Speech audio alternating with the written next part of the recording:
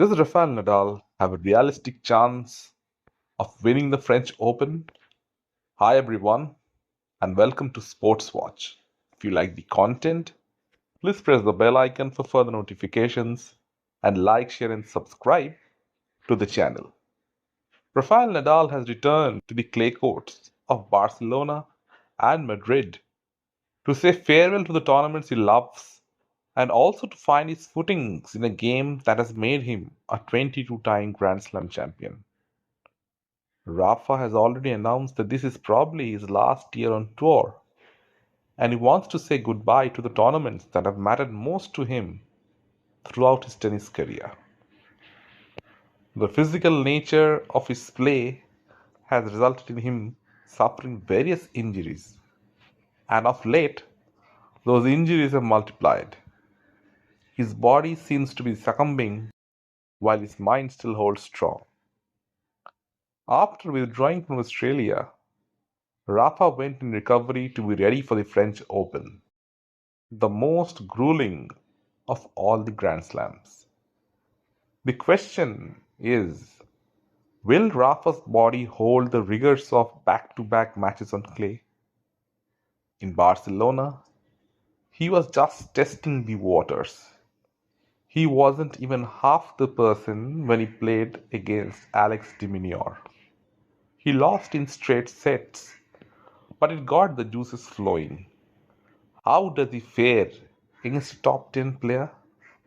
The answer was he wasn't ready yet. Fast forward a week into Madrid, and Rafa looked a bit better. Against the same opponent, Diminuor, he won in straight sets. Again, he was nowhere near his best, but glimpses of his past were visible on the court. He played 3 hours against Kashin and then lost in straight sets to Leheka. Again, he played well in that match as well. Rafa is the type of player who likes to build up gradually into a big tournament. He needs more matches. The more matches he plays, the better he gets. Now he will be playing at Rome, a Masters event where he has been the champion 10 times. Rafa will be trying his best to get at least 3 more matches. His second round match would be against Hurkacz, who is a big server. It will be interesting to see how he deals with that. Rafa has already said he will give it his all in the French Open. But the baby steps are these tournaments. He is notoriously short of match practice, and these matches will help him in that. Nadal at 75% is also going to be a handful on clay. Rafa will enter Rome for the first time in his career not as a favorite, but he would want to flex his muscles a little and see how he fares against top competition. Top seed Yannick Sinner has already withdrawn from the Rome Masters, and Carlos Alcaraz is also doubtful because he is suffering from an elbow injury. Sinner is also doubtful for the French Open. World number one Novak Djokovic is also coming back from injury and will be the favorite to win Rome and also Roland Garros later this month.